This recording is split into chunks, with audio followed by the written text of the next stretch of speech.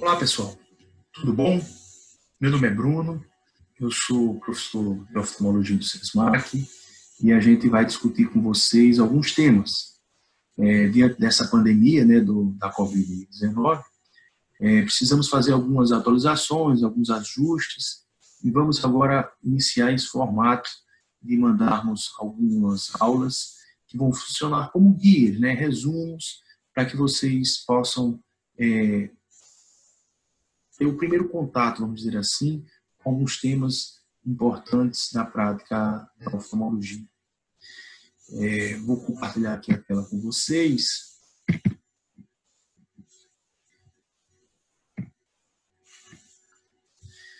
Sendo assim, só repetindo, meu nome é Bruno Nobre Lins Coronado, essa aqui é a minha formação e vamos iniciar a aula sobre retina. Vamos fazer algumas séries de vídeo e este primeiro comigo vai ser sobre patologias retinianas.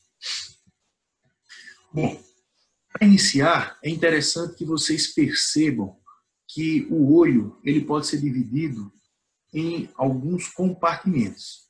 Os olhos podem ser divididos em segmentos, dito segmento anterior ou ainda segmento posterior do olho. Provavelmente na aula de anatomia vocês têm ouvido a compartimentalização em câmaras. Câmara anterior, câmara posterior, câmara vítrea. Mas uma forma interessante também de fazermos essa divisão do olho é em camadas. Pense vocês que podemos ter 3 camadas do olho. A camada mais externa, chamada de córneo escleral, composto, portanto, pela córnea e pela esclera. A esclera é o branco do olho e a córnea, para fazer a analogia, é o vidro do relógio, Vamos ter a camada intermediária, também chamada de trato vascular, ou mais comumente conhecido como trato uveal. Ele é formado pela íris, pelo corpo ciliar e pela coroide. Como o próprio nome diz, esse trato uveal, tem também chamado de trato vascular, ele tem uma responsabilidade muito grande pela nutrição da parte mais externa da retina, aquela que está mais próxima do trato uveal. E a retina, propriamente dita, como a gente falou aqui, é o trato neurosensorial, o trato interno do olho, a camada interna do olho. Então, em repetição rápida, 3 camadas, a camada mais externa, chamada de córnea escleral, a camada intermediária, chamada de trato uveal, formada pela íris, corpo ciliar e coroide, e a camada mais interna, neurosensorial, ou simplesmente retina. É interessante aqui, ainda nesta imagem, vocês perceberem que o segmento posterior do olho é preenchido por um gel, que a gente chama de humor vítreo, ou simplesmente vítreo. E o paciente nasce com esse gel denso, e com a idade ele vai se liquefazendo, um processo que a gente chama de cinérese vítrea. Mas, naturalmente, ou seja, de forma fisiológica, o vítreo ele tem algumas aderências, alguns pontos de aderência. E eu vou citar aqui para vocês esses pontos de aderência do vítreo. Aqui na extrema periferia da retina, então, na chamada base vítrea, entre a retina e a parte pars plana aqui do corpo ciliar. Então, essa porção aqui chamada de base vítrea. O vítreo também se adere no nervo, se adere nos vasos e na porção central da retina, que a gente chama de mácula. E o que é a retina propriamente dita? A retina nada mais é, para fazer uma analogia, e lembre sempre que as analogias têm as suas limitações, mas facilita para compreendermos melhor na medida em que trazemos para o nosso dia a dia um conceito já conhecido. Imaginem vocês a retina como um papel de parede do fundo do olho. Uma membrana transparente, formada por neurônios. Neurônios e células gliais, de fato, que são modificados com a função de converter a energia luminosa, transformá-la em energia elétrica, ou seja, impulso nervoso, para que esse siga um fluxo, siga toda uma via, até chegar ao cérebro, e lá no cérebro a gente poder interpretar as imagens. Como vocês conseguem ver aqui, e como eu falei anteriormente, esta retina é formada por uma grande quantidade de neurônios modificados. E dentre esses neurônios, existem alguns que chamam a atenção. Lógico, todos eles são importantes, todos eles têm a sua relevância clínica, inclusive, mas a nível de graduação, eu acho que vale a pena a gente chamar a atenção de duas dessas camadas neuronais, prioritariamente, né? Vamos falar aqui da camada de células fotorreceptores, né, que são os cones e os bastonetes, onde eles estão aqui na porção mais externa da retina, mais perto, portanto, da coroide, como falei anteriormente. E essas são as células que conseguem, de fato, capturar a energia luminosa e transformá-la em energia elétrica, em impulso nervoso. Esse impulso segue por toda uma via e chama a atenção aqui esta camada, chamada de camada de células ganglionares. Porque, como neurônio, como qualquer outro neurônio, eles se comunicam entre si por sinapses. Mas estas células ganglionares apresentam axônios bem prolongados, que vão formar o que a gente chama de camada de fibras nervosas da retina. O que é essa camada de fibras nervosas da retina? Nada mais é do que a junção de todos esses axônios que vão, em conjunto, formar o nervo óptico. Para que ele possa seguir por toda uma via, chegar ao lobo occipital e lá a gente conseguir interpretar as imagens. Apresento para vocês, portanto, alguns exames que talvez vocês nunca tenham ouvido falar antes. Este aqui em destaque é o OCT, Tomografia de Coerência Óptica. Um exame extremamente interessante, que tem um alto poder de resolução, muito importante na nossa prática oftalmológica, e que vocês, só para terem uma noção, ele consegue, percebam, separar as camadas da retina. Quando vocês percebem aqui que o exame demonstra regiões que a gente chama de bandas mais hiperreflectivas, mais puxadas para o branco, enquanto que outras regiões, outras bandas ditas hiporreflectivas. E elas vão alternando justamente correspondendo cada uma daquelas camadas. E eu chamo a atenção para vocês, por exemplo, que aqui, esta camada hiperreflectiva representa nada mais do que os axônios das células ganglionares. Aqui, de fato, está a camada de fibras nervosas da retina. E mais abaixo, como eu chamei a atenção, aqui estão os núcleos das células fotorreceptoras, os núcleos dos cones e bastonetes. Estão nesta região e representa, portanto, a camada nuclear externa da retina.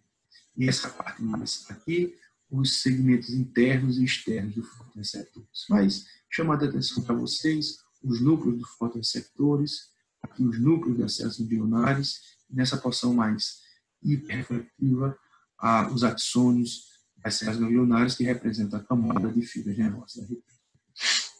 Então, aqui representa cada uma dessas camadas, que, como vocês percebem, no final vão se juntar para formar o nervo óptico. Então, nesta imagem que vocês conseguem ver aqui, que representa o fundo do olho de alguém, é como uma fotografia do fundo do olho de alguém, no exame que a gente chama de retinografia colorida, a gente consegue ver os principais componentes do fundo do olho de um paciente. Aqui, claramente, a gente consegue perceber o nervo óptico. Do centro do nervo óptico sai aqui, ó, a artéria central da retina e chega aqui a veia central da retina, vocês conseguem perceber, são vasos terminais da retina. E a retina como um todo, essa parte é alaranjada, cujo centro está aqui a mácula. E na imagem ao lado, vocês conseguem perceber claramente a projeção do que seria os nervos, nervo óptico de cada um dos olhos, que eles vão seguir por toda uma via até chegar ao lobo occipital, como eu comentei anteriormente. Então, esta representa a imagem da retina como um todo. Perceba, a gente tem uma parte mais central da retina, que seria o polo posterior. Mas a retina é muito mais do que isso. A gente tem toda uma periferia da retina. No entanto, de fato, o polo posterior, e particularmente a mácula, o centro do polo posterior, o centro da retina, a região que é responsável pela nossa visão de detalhes, é a nossa visão central. Se vocês perceberem, quando a gente foca um objeto, a gente percebe aquele objeto com maior nitidez, justamente porque aquele objeto está tendo suas projeções luminosas direcionadas para o centro da retina, para a mácula, a região de maior resolução de imagem. No entanto, a gente consegue também ver a periferia. E a periferia tem uma resolução de imagem, vamos dizer assim, menor. E isso é justamente porque a periferia da retina, aquela que responde por essa visão de campo, ela tem uma capacidade inferior no quesito resolução de imagem para o paciente. Repetindo aqui, um fundo de olho normal, um exame chamado retinografia colorida. A nível de graduação, é extremamente importante os alunos entenderem o que é o normal. Porque se porventura eles não consigam direcionar, de fato, qual é a doença específica que aquele paciente apresenta, ao menos ele pode entender claramente que o paciente tem uma doença. Então ele consegue diferenciar aquela condição do que seria uma condição fisiológica. E, lógico, conseguir aos poucos direcionar para diagnósticos sindrômicos, se porventura não conseguirem definir o diagnóstico específico do caso em questão. Mas, repetindo, aqui vocês conseguem ter acesso a um fundo de olho normal, onde percebemos claramente o nervo óptico, os vasos centrais da retina e a mácula. Em termos conceituais, eu teria até do Kansky, que é um livro que vocês vão utilizar como referência, inclusive tem disponíveis na biblioteca, né? São vários exemplares disponíveis na biblioteca. Vocês vão conseguir perceber lá conceitos. E aí eu coloquei ipsiliter o conceito de mácula, né? Mácula representa a região arredondada do polo posterior, localizada dentro das arcadas vasculares temporais. Então, essa região central, circular, que tem aproximadamente 5 a 6 milímetros de diâmetro e está entre as arcadas temporais retinianas, dos vasos centrais da retina. E a fóvea, na verdade, é a depressão na superfície da retina no centro da mácula. Como eu comentei com vocês, esta imagem aqui representa o OCT, a tomografia de coerência óptica. Para vocês entenderem assim, de forma sucinta, fazendo novamente uma analogia, se nós utilizássemos um ultrassom, o aparelho emite ondas sonoras, que essas ondas refletem e o aparelho interpreta aquilo como imagem. O OCT, ele emite luz. Aquela luz reflete e o aparelho interpreta aquilo como imagem, uma imagem com uma resolução muito maior. Então, aqui representa a retina do paciente. E é normal, é fisiológico a gente perceber uma depressão nessa região central da retina. E essa região central da retina, que é o centro da mácula, a gente chama justamente de fóvea. E tem aproximadamente 1,5 milímetros de diâmetro. Então, se essa imagem aqui em amarelo representa a mácula, aqui em vermelho a gente está falando da fóvea.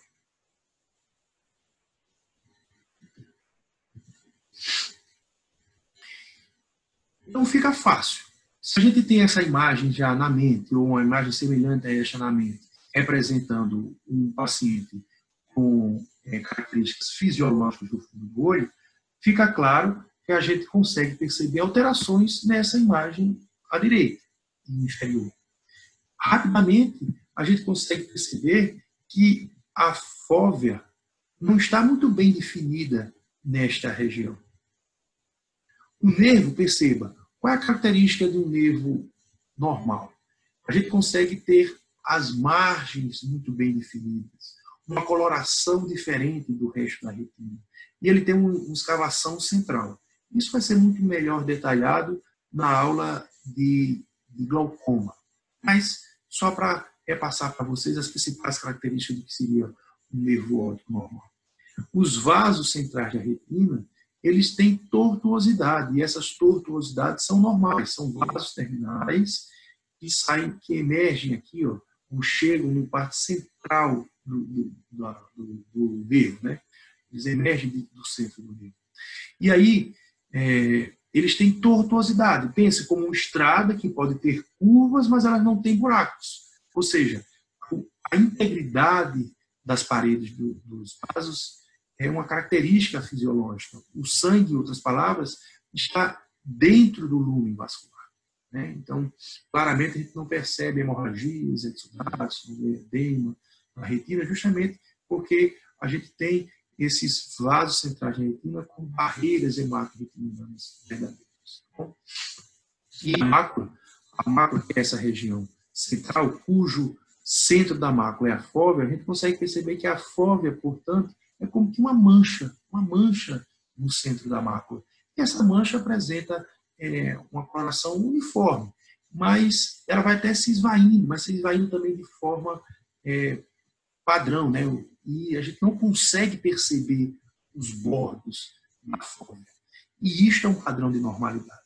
Então, aqui a imagem representando um paciente normal, claramente a gente consegue perceber que a fóvea aqui não está muito bem identificada, a gente consegue perceber também que os vasos aqui não estão tão bem definidos. Então, este fundo do olho tem algumas alterações. Claramente a gente consegue perceber a alteração foveal. E aí, que tipo de alterações são essas? Pois bem, uma infinidade de patologias podem provocar alterações maculares. E o estudante pode justamente se utilizar de alguns artefatos, alguns exames, na verdade, para poder conseguir desprender com maior precisão o diagnóstico.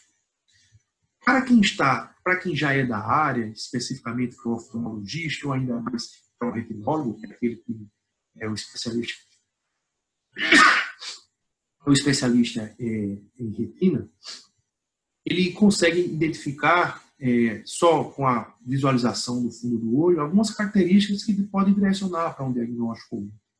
Mas a nível de graduação fica muito mais evidente se a gente solicitar, por exemplo, um OCT.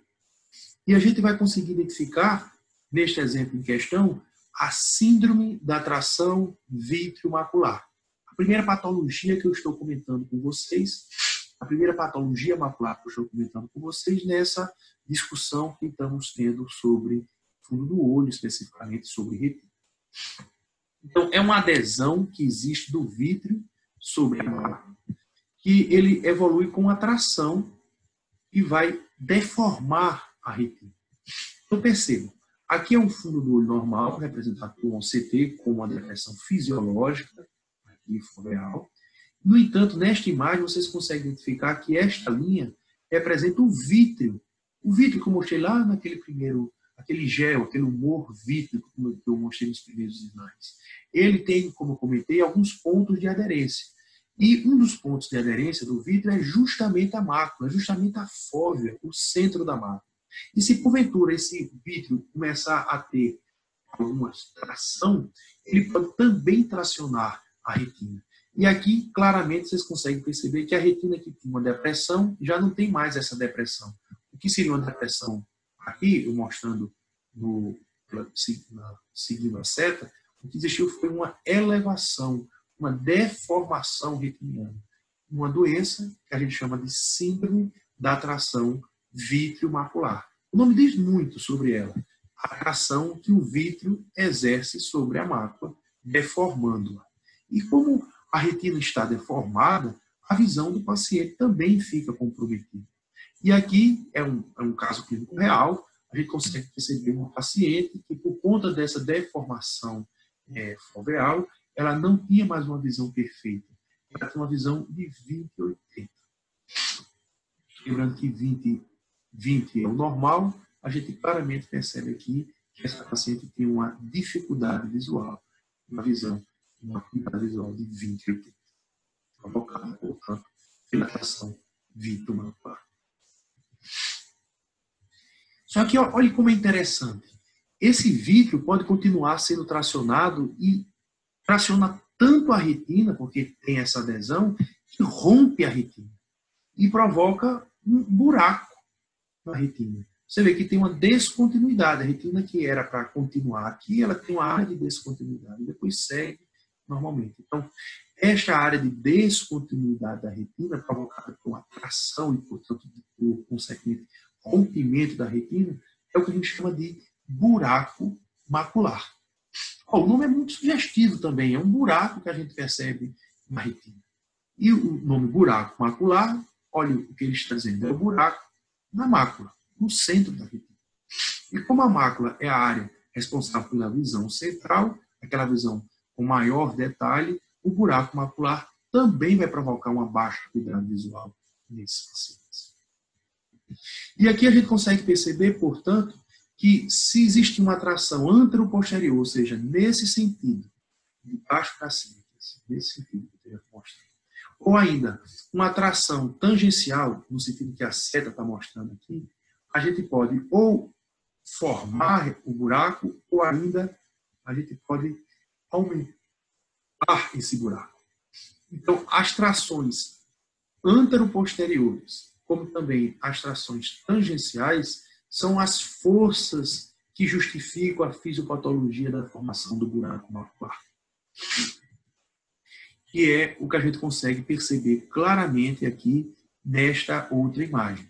Então, o fundo do olho, uma retinografia, onde aqui, os bordos da mácula estão muito bem definidos. Aqui, os bordos da fóvea, que é o centro da mácula, muito bem definido. O que temos aqui é uma patologia, diferente do que é o normal, e eu já estou explicando para vocês que esta é uma característica comum do buraco de mácula.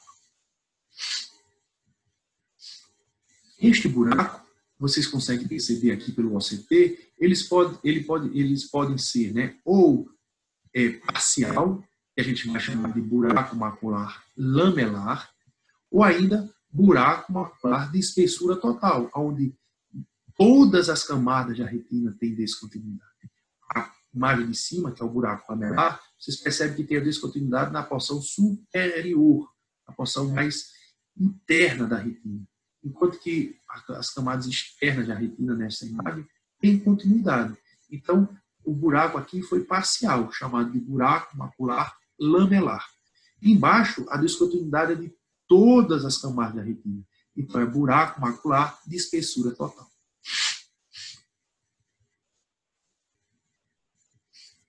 E um ponto interessante aqui, nesta imagem que vocês vão conseguir perceber, é que a retina, como eu falei, ela tem várias camadas.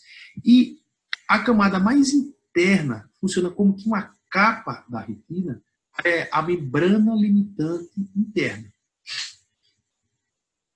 E aí, entendendo esse contexto e relembrando as forças que provocam a formação e o crescimento do buraco macular, respectivamente, principalmente nessa sequência, a atração antero-posterior e a atração tangencial, a gente consegue perceber que a gente rompe a fisiopatologia da doença na medida que a gente rompe com essas forças, rompe com a força antero-posterior e rompe com a força tangencial.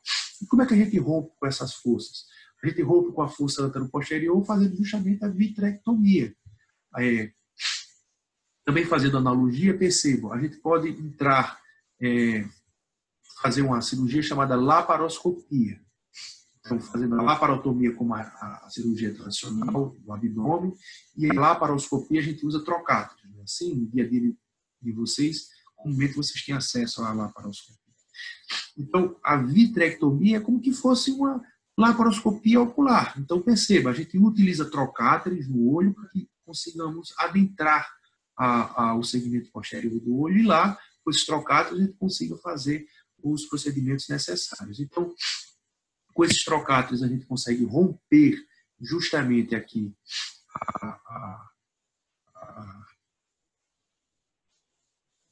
a tração anteroposterior, porque a gente elimina o vítreo, a gente aspira todo aquele vítreo, e aqui ó, a gente cora a retina como um todo, e aqui com esse corante a gente chama de azul brilhante, e a gente consegue fazer o peeling, a retirada simplesmente da capa da retina.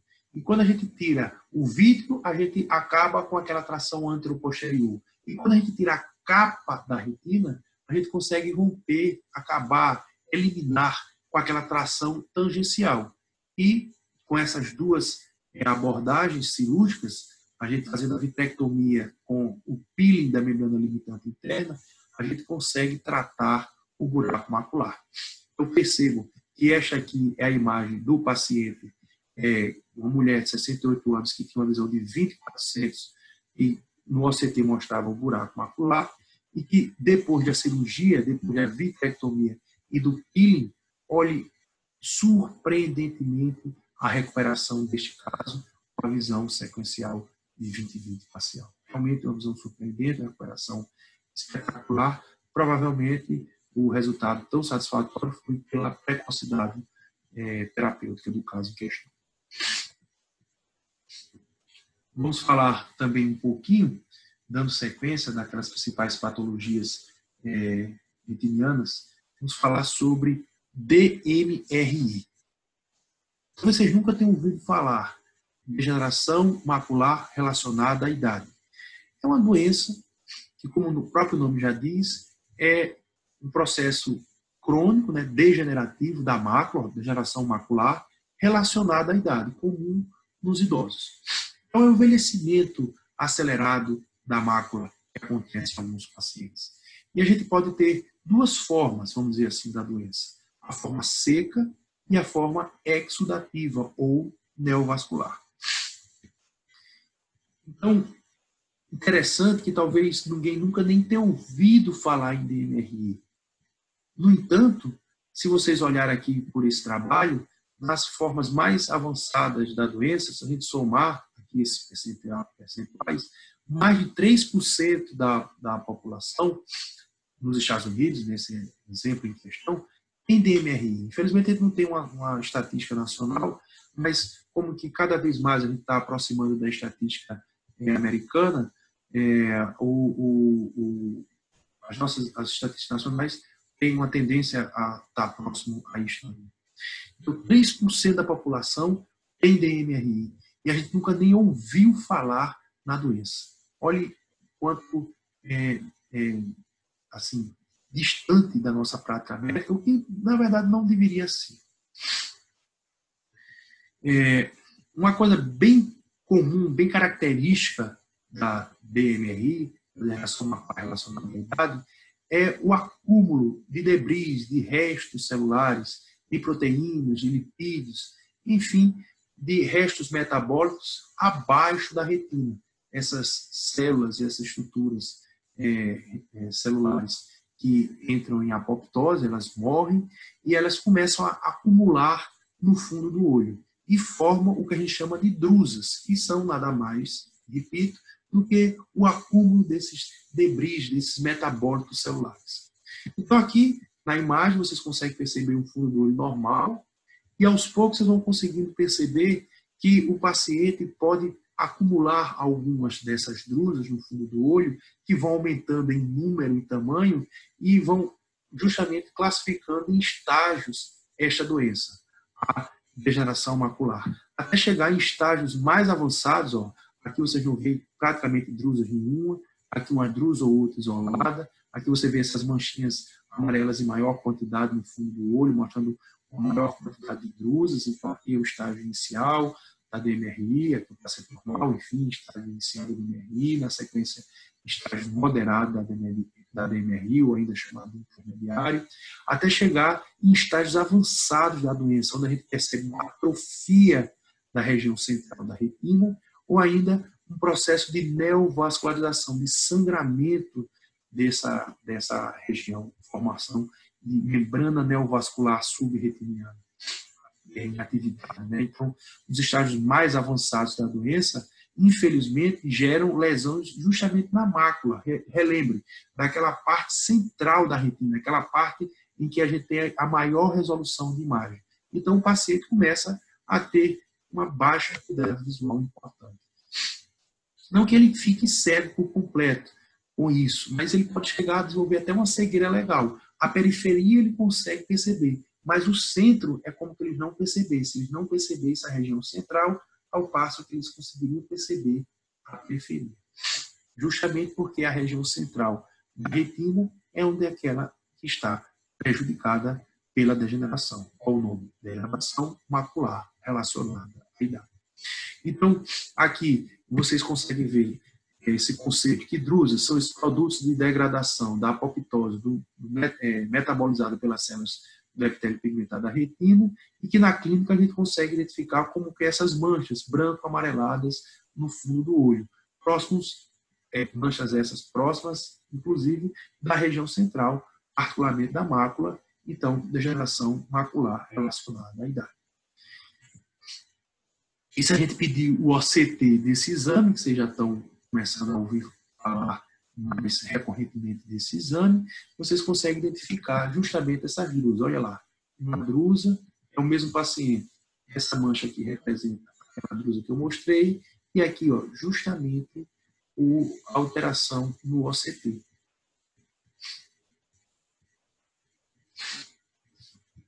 Este paciente, além das drusas, olha com calma, vão perceber manchas amareladas, que são drusas que estão aqui próximo à região central.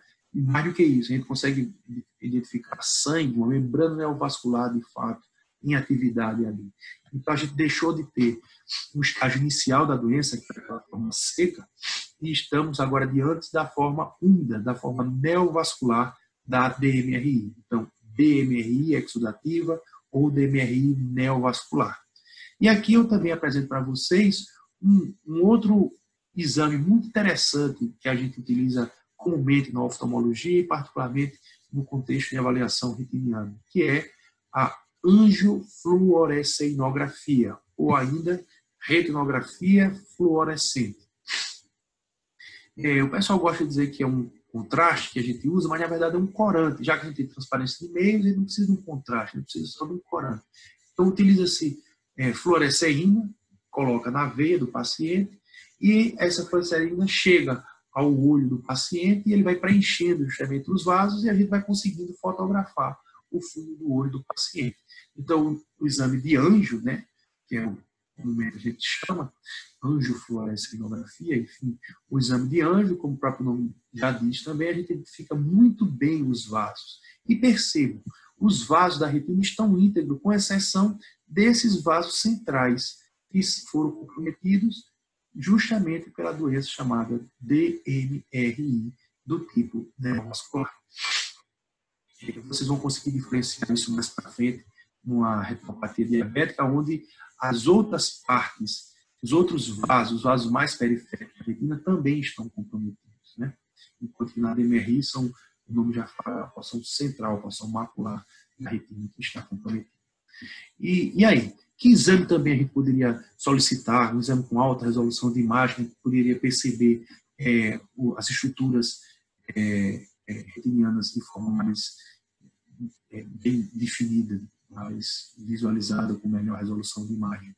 Justamente o OCT. Percebo como a retina está totalmente alterada, com formação de cistos, né? Na verdade, coleções cistoides intrarretinianas, fluidos subretinianos, a própria membrana aqui, neovascular subretiniana em atividade, ou seja, deformação da retina, da porção central da retina. Lembre de como era o fundo do olho de um OCT, fundo do olho normal, ou seja, um OCT normal de um paciente, para vocês perceberem aqui um fundo do olho alterado com OCT alterado de um paciente com DMRI. Este era um homem de 89 anos, é um caso real também, e que estava vendo apenas vultos, né? É interessante a gente entrar em um ponto aqui da terapia da DNRI, que é o seguinte: essas drusas, essas alterações que existem aqui na porção mais externa, na porção ali próximo ao epitélio pigmentar da retina, ou seja, que fica justamente entre a retina e a coroide, essa região pode funcionar como um anteparo que impede a comunicação da coroide com a retina. E eu falei anteriormente, a coroide ela é responsável pela grande parte da nutrição da porção externa da retina. Então, se temos esses anteparos, se temos essas drusas, se temos essas alterações, a gente consegue entender que nós temos dificuldade na nutrição da porção externa da retina. E quando a gente tem essa dificuldade na nutrição, o organismo começa a produzir um fator. Qual o nome do fator? VEGF, fator de crescimento vascular endotelial. O que ele faz? Ele, em pequena quantidade, ele aumenta a permeabilidade do vaso para poder fazer com que o sangue possa chegar lá com mais facilidade, mas quando isso não está dando conta, que ele continua sendo produzido pelo organismo, por aquelas células que estão em hipóxia, ou estimulados por elas, ao menos, esse VEGF em grande quantidade pode provocar a formação de neovasos. E são justamente esses neovasos que formam o que a gente chama da membrana neovascular subretiniana. Aqui está, portanto, a principal fisiopatologia da DMRI neovascular. Existia anteriormente drusas na forma seca, e essas drusas iriam gerando alterações de hipóxia na região, alterações, e a consequência disso, alterações metabólicas, mas também sabemos que vamos estar encontrando alterações do metabolismo lipídico, vamos encontrar também alterações na formação da drusa inflamatória, na ativação da cascata do complemento. Então, mas, enfim, existe um processo que está no cerne aí de hipóxia, porque aquelas drusas funcionarão como um anteparo entre a coroide, que está aqui na parte mais externa da imagem, e a retina, e sendo a retina externa tendo a nutrição extremamente dependente da coroide, esses anteparos vão produzir o VEGF, estimular a produção do VEGF, e esse VEGF em grande quantidade vai formar neovasos. E o que esses neovasos funcionariam? Eles funcionariam, na verdade, para tentar fazer com que o sangue chegasse naquela região. Mas eles são extremamente friáveis, extremamente permeáveis e sangram. E aí vocês conseguem, portanto, perceber, compreender melhor a fisiopatologia aqui do sangramento na DMRI neovascular. E sangue, aqui, nesta porção da retina, ele impede a transparência de meios, né? Então, se a gente não tem transparência de meios, a luz não chega adequadamente na retina, então a visão não é estimulada de forma adequada. Então, o que seria o mecanismo de defesa do organismo acaba atrapalhando a função do olho especificamente. E por isso o tratamento é com anti-VEGF. Nos estágios mais avançados da doença, aquela onde a gente já encontra a neovascularização, a gente utiliza anti-VEGF. Então, está falando aqui de um tratamento molecular, né? A gente vai utilizar uma molécula que vai inibir, né, a função do VEGF que estava apresentando em grandes quantidades na região do fundo do olho do paciente. Ok? E nos estágios mais iniciais, que seria a forma seca, né? Como vocês conseguem perceber aqui nesta imagem, retomando, onde só tem drusas, a gente pode utilizar polivitamínicos para prevenir, de fato, essa degeneração. Então, é uma formulação específica, um estudo extremamente famoso que existiu no mundo, chamado AREDS 2, que eles conseguiram definir qual era as vitaminas necessárias, aquele polivitamínico necessário, aqueles minerais necessários que poderíamos utilizar para prevenir a progressão da degeneração nos estágios moderados ou avançados da DMRI seca, né? Antes, portanto, do estágio neovascular. O estágio neovascular, que é esta imagem aqui em questão, o tratamento se dá com anti-VEGF. Então, vocês perceberam que eu comentei principalmente de algumas patologias da mácula, que está aqui no polo posterior. No entanto, a retina, como eu disse, ela é muito além disto, né? Muito além da mácula. E patologias da periferia da retina, pelo menos aquela talvez seja uma das mais importantes, inclusive para a formação a nível de graduação, o crescimento de vocês, é a gente perceber que na periferia da retina pode ter, a gente chama de afinamentos retinianos patológicos, ou mais comumente chamadas de degenerações retinianas periféricas, né? Então, como eu já disse anteriormente, são afinamentos patológicos na periferia da retina. Vocês devem relembrar novamente aqueles primeiros slides que eu comentei, que o vítreo tem alguns pontos fisiológicos de adesão. Um deles era na mácula, ele podia tracionar a mácula e formar a patologia chamada síndrome da tração vitreomacular. Mas o vítreo também está aderido na periferia da retina, justamente o local onde é comum encontrarmos esses afinamentos patológicos. Então, a atração do vítreo naquela região periférica pode provocar justamente rasgão, buraco, descontinuidade da retina. E aí o líquido vai começar a querer entrar por aquelas descontinuidades, por aqueles rasgões, por aquelas rupturas, por aqueles buracos retinianos, e vão começar a querer dissecar a retina. Então, na medida que ele disseca a retina, ele pode provocar o chamado descolamento de retina do tipo regmatogênico. Então, a regra mnemônica para decorar: rasgão regmatogênico. Descolamento de retina provocado por uma ruptura, por um rasgão, é o DR regmatogênico. Certo? E aqui vocês conseguem identificar justamente um paciente com rasgão, existe uma descontinuidade da retina nesta região, em que ele foi tratado com laser, tá vendo? Foi feito laser. O rasgão não tem muito o que fazer, o rasgão está ali, a gente não tem muito o que fazer, a retina tem em média meio milímetro de espessura nas partes mais espessas dela, né? Então, é uma estrutura formada por neurônios, como eu disse, modificados, extremamente sensível. Então, a cara de rasgão a gente realmente não tem muito o que fazer no sentido de recuperar. Mas a gente consegue justamente fazer um laser, como que fosse uma solda ali ao redor daquele buraco para impedir que o líquido não disseque a retina. Então, mesmo o paciente apresentando rasgão na retina periférica, ele não evolui, ou ele pode não evoluir com descolamento de retina, extremamente satisfatório como terapêutica, certo? O laser periférico, quando o paciente ainda não tem um descolamento propriamente dito, ainda com descolamento ainda muito restrito, ele consegue bloqueá-lo com essas marcações de laser, de soldas, né, que eu comentei. Mas, quando de fato esse rasgão existe e não tem o laser, o líquido, como eu disse, vai entrando e vai dissecando. E ele descola a retina, ele separa a retina da parede. E quando ele separa a retina da parede, faz com que o paciente perca a visão.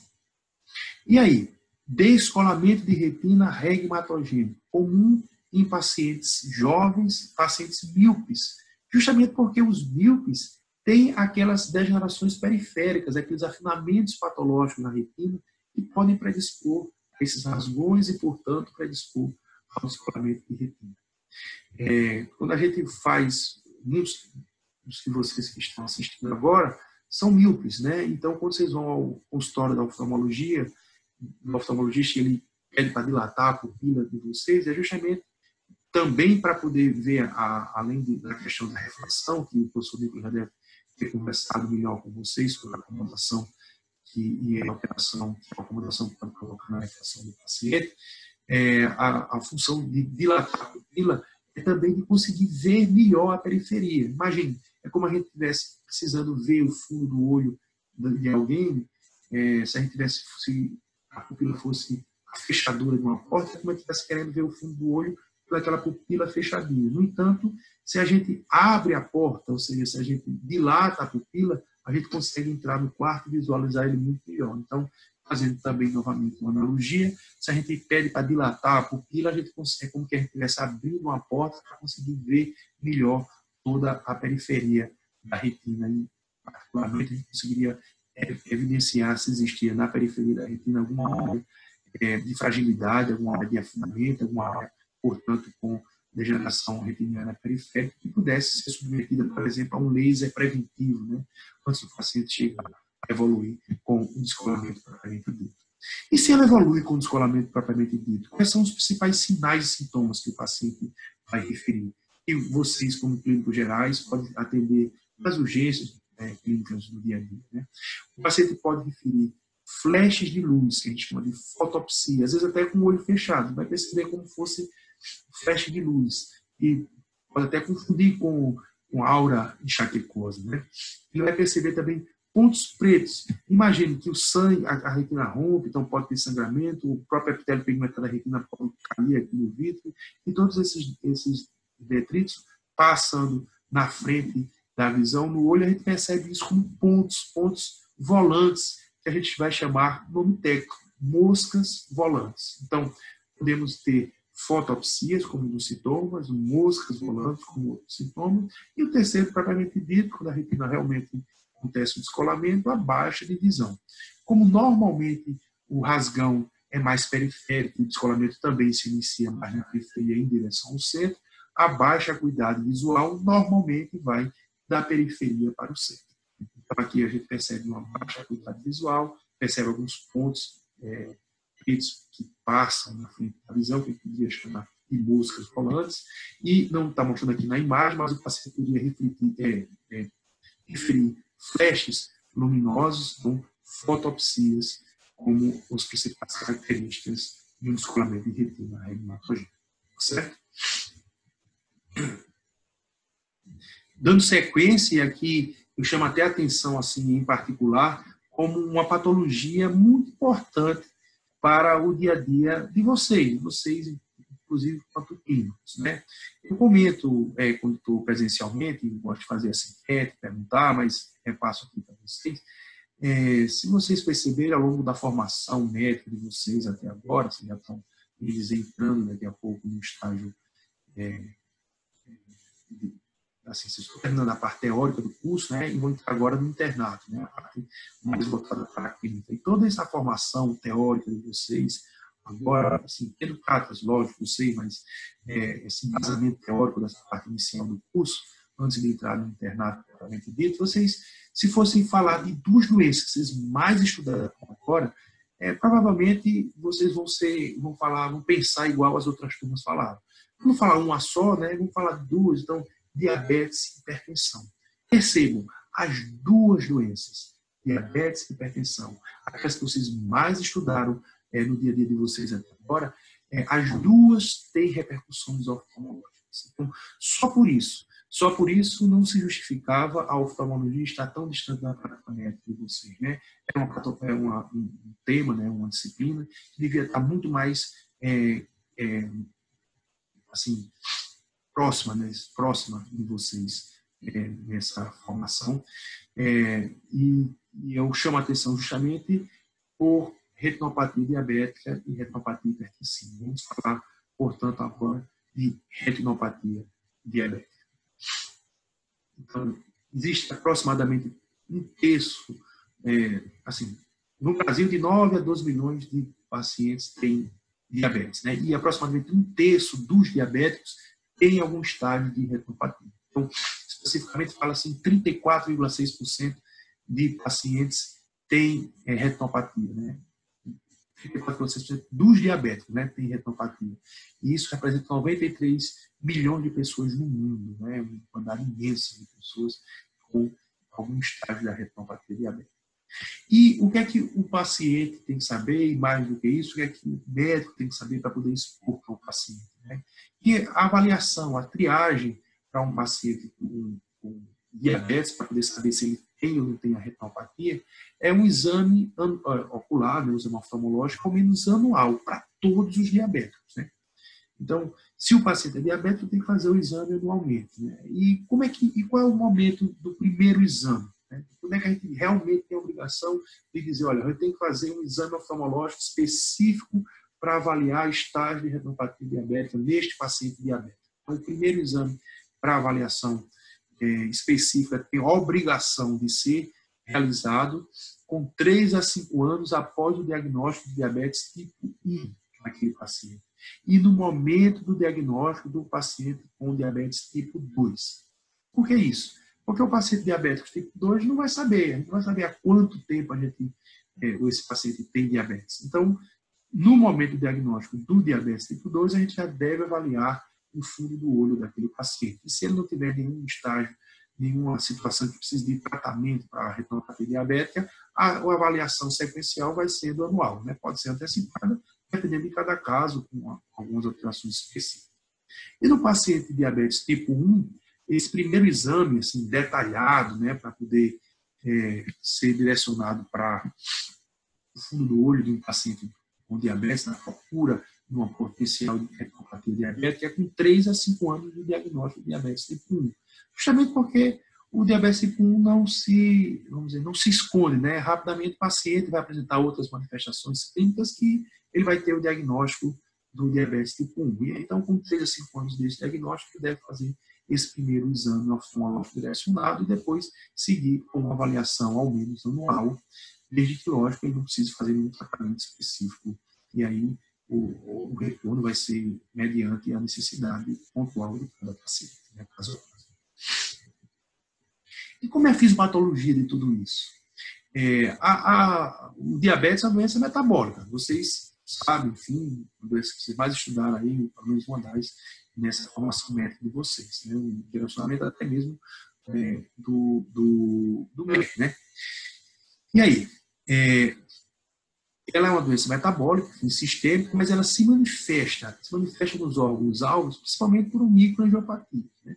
Então, existe a microangiopatia diabética, propriamente dita, ela vai ter alteração na retina, porque ela vai provocar fragilidade daqueles capilares, justamente fragilidade dos vasos centrais da retina, propriamente dita. E se existe fragilidade capilar, pode existir justamente extravasamento de líquido. E se existe extravasamento de líquido, a gente vai evidenciar uma região de hipóxia, de edema naquela região. É um edema, desorganização retiniana naquele ponto de extravasamento do líquido, que pode gerar uma hipóxia, provavelmente uma hipóxia relativa daquele tecido. E aí, o tecido em hipóxia vai estimular justamente o VEGF, estão lembrados? Da mesma forma que aconteceu lá na DMRI, a hipóxia vai estimular a formação do VEGF. E esse VEGF vai aumentar justamente a permeabilidade dos vasos para poder fazer com que o sangue chegue naquela região de hipóxia. Mas no olho diabético, qual é o problema? Ele aumenta a permeabilidade, então aumenta o extravasamento de líquido, aumenta o edema, aumenta a hipóxia. Isso vira um ciclo vicioso, né? E fazendo com que esse VEGF seja produzido de forma constante, até que grandes quantidades do VEGF possa gerar o que a gente chama de neovascularização, a formação de novos vasos, que são, como qualquer novo vaso, altamente permeáveis, altamente friáveis. Então, sangra aquilo lá. E com tudo isso, a gente consegue perceber que isso vira um ciclo vicioso. Se a gente não consegue romper, se a gente não consegue controlar o diabetes do paciente, a tendência é isso progredir de forma constante e chegando muitas das vezes à cegueira. Diga-se de passagem, a retinopatia diabética é a principal causa de cegueira na população economicamente ativa. Algo até assim triste, né? Porque é o momento em que a população estava no seu auge, né? Profissional inclusive, e fica comprometida a qualidade de vida justamente por comprometimento importante da visão. Repetindo, sendo a retinopatia diabética a principal causa de cegueira na população economicamente ativa no mundo. Então, como é que se dá? Quais são os sinais, né, do paciente? O sintoma, normalmente, o paciente vai referir uma baixa acuidade visual, pode haver algumas manchas, né, alguns escotomas visuais também, é comum. Mas, assim, quais são os sinais? O que é que o médico vai perceber no exame do fundo do olho para conseguir identificar as características típicas de uma retinopatia diabética? Então, a fragilidade capilar vai provocar justamente esses microaneurismas. Essa fragilidade vai aumentar o extravasamento de líquido, né? e a gente vai perceber edema da região. Se sai muito líquido, pode sair, inclusive, até os elementos figurados do sangue. Então, a gente vai perceber hemorragias retinianas, microhemorragias retinianas, né? Sai também exudatos, ou seja, lipídios, glicídios que estavam no intravascular e vai para o extravascular. Então, na retina, a gente consegue perceber exudatos duros, hemorragias, exudatos algodonosos, edema, microaneurisma, sendo esses os principais sinais da retinopatia diabética. Então, quando o paciente apresenta apenas esses sinais, a gente está na fase não proliferativa da retinopatia diabética. Se isso progride, a gente, além destes sinais, o paciente apresenta neovasos, novos vasos, a gente está na fase proliferativa da retinopatia. Então, a gente vai ter a retinopatia diabética não proliferativa, quando tivermos microaneurismas, edemas, hemorragias, exudatos, e quando, além disso, tivermos neovasos, estaremos diante da fase proliferativa da doença. Então, olha como era o esquema de um vaso normal e um vaso totalmente alterado, com neovasos e tudo mais, tipo do diabetes. Então, aqui no fundo do olho normal, vocês já estão começando a se acostumar com o que seria o fundo do olho normal, aqui uma imagem de retinografia colorida de um paciente dentro da normalidade, e aqui a gente começa a ver as alterações que eu comentei com vocês, tipos da retinopatia diabética. Então, microaneurismas, microhemorragias, vocês vão ver exudatos duros, exudatos algodonosos, vão começar a ver neovasos, esses emaranhamento assim, neovascular, vocês conseguem perceber aqui, esse sangramento em grande quantidade, normalmente oriundo dos neovasos, típicos desses estágios aqui, por exemplo, na retinopatia diabética proliferativa, certo? Se não tiver neovasos, com aqueles outros sinais anteriormente comentados, estaria na fase não proliferativa. Então, aqui fica mais fácil de evidenciar os microaneurismas, as microhemorragias, os exudatos. Vocês conseguem evidenciar exudatos duros, né, exudatos algodonosos, que está chamado de exudato branco, que seria, na verdade, os exudatos algodonosos, moles, brancos, como preferirem, são a representação de uma área de isquemia ali da camada de fibra nervosa da retina, né? E chamam algodonosos porque eles lembram chumaços de algodão com bordas mal definidas. Então, essas, repetindo, microaneurismas, exudatos duros, exudatos moles, microhemorragias e edema macular são as principais alterações retinianas no diabetes. Aqui, claramente, vocês conseguem evidenciar um paciente com edema macular. Olha a mácula como está deformada, como tem várias coleções cistoides, exudatos duros, pontinhos aqui, intrarretinianos. Então, um paciente com 62 anos que vem com a visão de 20/200 para o consultório. Foi feito o exame de OCT e a gente percebeu essa retina totalmente deformada, o edema na região central, ou seja, um edema macular diabético, justificando essa baixa qualidade visual importante. 20/200 no paciente, uma mulher de 62 anos. Então, foi feito, como tinha dito, entendendo aquela fisiopatologia, a gente faz anti-VEGF para poder tentar recuperar, diminuir aquele extravasamento vascular, diminuir o edema. Neste caso em específico, o paciente fez o anti-VEGF, mas mesmo assim ele permaneceu com a visão de 20/200. Percebam que claramente da primeira para a segunda consulta não variou muito. Justamente porque a gente tem que entender que o edema de retina, o edema macular diabético, especificamente falando, ele tem algumas, principais causas. Vamos dizer assim, metade dos pacientes, ele tem como principal causa o VEGF mesmo. Então, o tratamento que é a anti-VEGF. 1/4 dos pacientes, eles são outros fatores pró-inflamatórios que podem provocar o edema. E o 1/4 restante, ou seja, os 25% restantes, é a junção desses dois, do VEGF com outros fatores pró-inflamatórios. Então, percebam, E, de fato, até por essa estratégia, né, o ideal é a gente começar o tratamento com anti-VEGF mesmo. Se a gente só tem um tiro a dar, é melhor a gente dar um anti-VEGF do que uma medicação que seja contrária a esses outros fatores pró-inflamatórios. Então, é melhor, de fato, a gente iniciar o tratamento com anti-VEGF. Mas feito esse tratamento e não observada uma recuperação funcional, nem estrutural no fundo do olho, então a gente deve entender que deve ser outros fatores que estão envolvidos na fisiopatologia do edema. Então, outros fatores pró-inflamatórios. E como é que a gente trata esses outros fatores pró-inflamatórios? Com corticoide. Corticoide dentro do olho, intravítrea.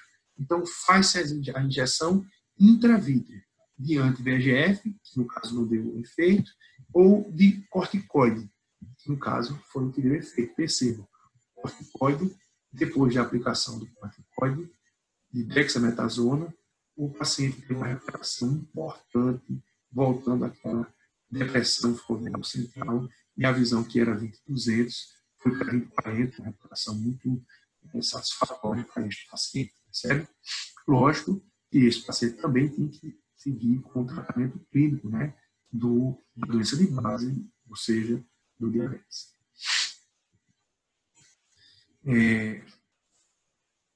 Se existe sangramento no fundo do olho, a gente está falando que o paciente com retinopatia diabética pode estar no estágio não proliferativo, né?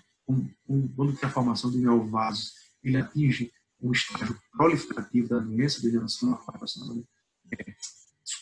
retinopatia diabética proliferativa, tá certo? Então, repetindo, nós podemos ter no paciente com retinopatia diabética 2 estágios. O estágio de retinopatia diabética não proliferativa, quando ele tem microaneurisma, sudados puros, microhemorragias, edema. E quando ele, além disso, tem neovasos, a gente passa para o estágio de retinopatia diabética proliferativa. E esses neovasos fazem com que sangue, perceba, sangra, volta, sangra, recupera, absorve, sangra de novo, até que é comum formar tecido fibrovascular, fibrosa aquela região, junto com os vasos, com aqueles neovasos, e forma esses tecidos bem aderidos à retina, que provoca uma tração da retina. E quando ele traciona a retina, ele descola a retina também. E aí ele vai ter estamos aqui diante da segunda forma de descolamento de retina. Já falamos de descolamento de retina regmatogênico, que é aquele provocado pelo rasgão, e aqui estamos diante do descolamento de retina tracional, onde ele traciona a retina sem necessariamente precisar ter um rasgão. É até possível ser um descolamento misto, né? Mas não é uma obrigação. O descolamento de retina clássico da retinopatia diabética é o descolamento de retina tracional. E aí, como é que a gente faz o tratamento para este caso? É que, às vezes, a gente já precisa passar para a cirurgia. Então, faz-se como se fosse a laparoscopia, né, que o nome técnico é vitrectomia via plana, VVPP. Então, faz-se o acesso ao segmento posterior do olho do paciente, retira todo aquele sangue, retira todo aquele vítreo e tenta retirar também esses tecidos fibrovasculares. À medida que a gente consegue retirar esses tecidos fibrovasculares, todo aquele sangue e tudo mais, a gente consegue reposicionar a retina no local, faz laser naquelas regiões, laser na retina naquelas regiões, para que ele possa aderir, a retina ficar aderida ali, e o laser faz com que aquelas regiões que foram tratadas não produzam mais VEGF, né, que era o fator que estava ali estimulando toda a fisiopatologia da doença, né, falando de um dos principais fatores da fisiopatologia da doença. Então, faz-se o laser também, e aí é a forma que a gente consegue recuperar esses casos mais avançados. Infelizmente, é comum que a gente não consiga recuperar a qualidade da visão desses pacientes, mas para quem não está enxergando quase nada, conseguir enxergar alguma coisa já é um ganho inclusive de qualidade de vida importante para esses pacientes, certo? Em resumo, a retinopatia diabética atinge cerca de 1/3 dos pacientes diabéticos, a gente tem que fazer a fundoscopia direcionada para investigar esse diagnóstico de retinopatia no momento do diagnóstico dos pacientes com diabetes tipo 2, ou de 3 a 5 anos nos pacientes com diabetes tipo 1, né? E depois disso, se for só por triagem, o acompanhamento tem que ser anual. A fisiopatologia se dá por microangiopatia diabética, né? Fragilidade capilar, que aumenta o extravasamento de líquido, provocando edema, hipóxia tecidual. A gente vai ter a formação do VEGF, que em grande quantidade vai formar neovaso, né? Mostrando todos aqueles sinais que eu já acabei de comentar agora.